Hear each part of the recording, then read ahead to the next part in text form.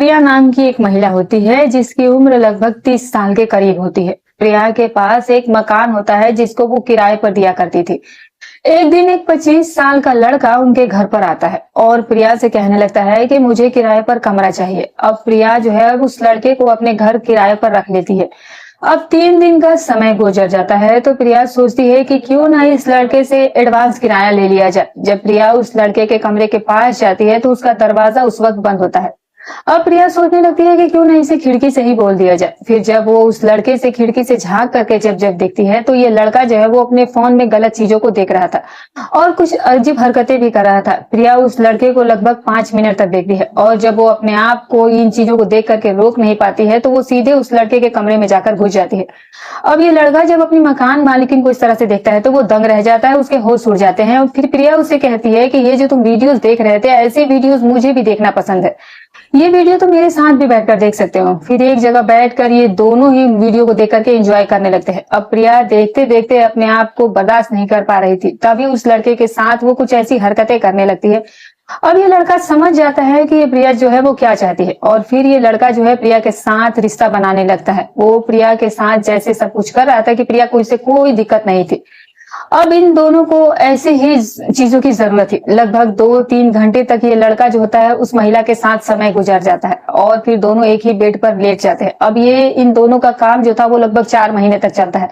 4 महीने के बाद ये जो प्रिया नाम की औरत होती है इस लड़के के साथ फिर वो कुछ ऐसा कर देती है जिसकी किसी ने कल्पना भी नहीं की थी। जी हाँ दोस्तों, आज इस सच्ची घटना को सुनाने के बाद शायद आप लोगों को भी बहुत ज्यादा हैरानी होगी, इसीलिए इस वीडियो में आप अंत तक जरूर बने रहिएगा क्योंकि इस घटना से आपको एक बहुत बड़ी सीख मिलने वाली है।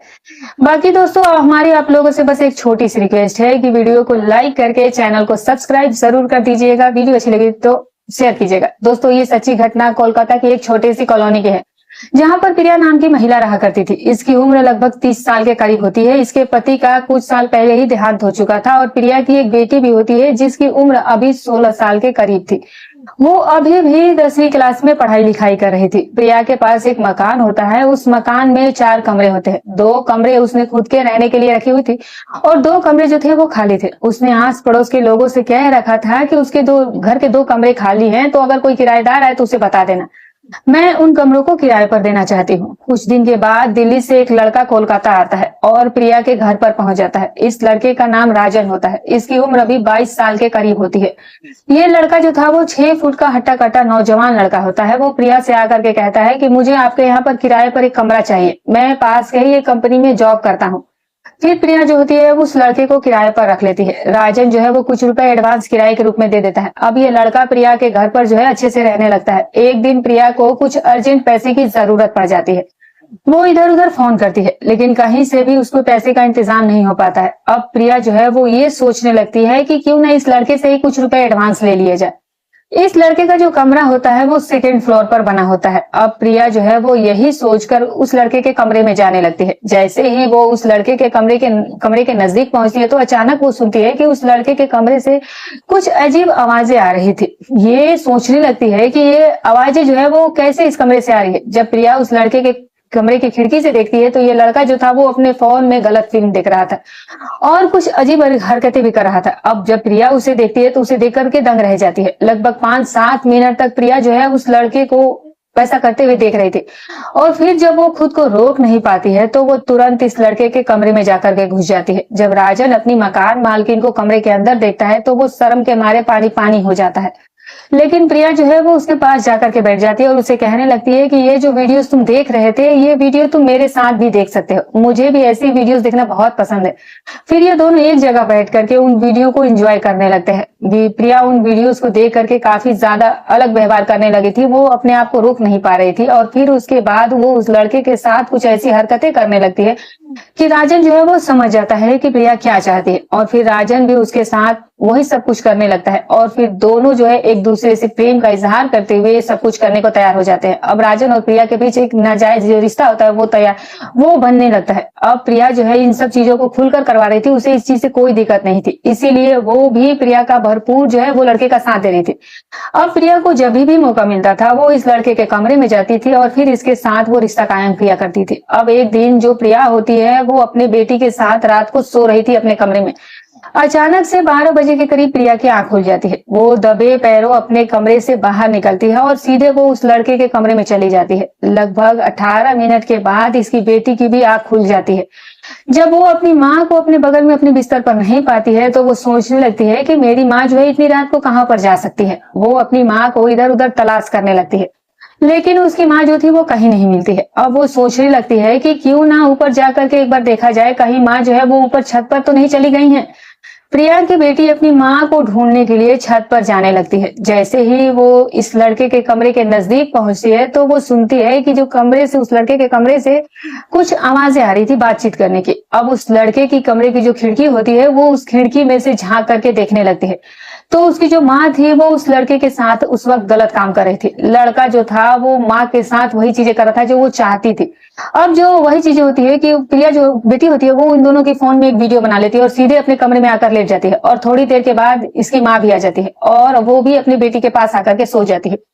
अगले दिन जब सुबह होती है तो प्रिया जो है वो सब्जी बेचने के लिए मंडी जाने लगती है। तभी वो अपनी बेटी से कहती है कि बेटा तुम जो है वो तुम भी मेरे साथ चलो। लेकिन उसकी बेटी जो होती है वो कहती है कि मेरी तबीयत आज ठीक नहीं लग रही है तो मैं आज आपके साथ नहीं जा सकती हूँ। अब प्रिया अपनी सब्जी उठाती है और बाजार में वो सब्जी बेचने के लिए चली जाती है। संडे का दिन होता है। वो लड़का भी आज अपने कमरे में ही था और अपने फोन में वो कुछ मूवीज वगैरह देख रहा था।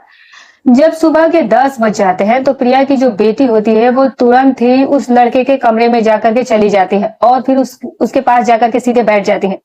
वो लड़का उससे कहता है कि बहन जी क्या बात है, तुम यहाँ पर क्यों आई हो? किसी चीज की जरूरत है तो तुम मुझे बता दो, मैं कर देता हूँ। फिर प्रिया की बेटी उसे कहने लगती है कि मैं आपसे एक बात पूछना चाहती हूँ। वो लड़का कहता है कि हाँ हाँ पूछो ना, क्या बात है। प्रिया की बेटी उसे कहने लगती है कि कल रात तुम मेरी माँ के साथ क्या काम कर रहे थे। अब वो लड़का जो होता है जब ये बात सुनता है तो वो दंग रह जाता है, उसके होश उड़कर रह जाते हैं। फिर प्रिया की बेटी अपने फोन में इन दोनों की एक वीडियोस दिखाती है और उससे कहने लगती है कि जब तुम ये काम कर रहे थे तो मैंने तुम दोनों की वीडियो बना ली है।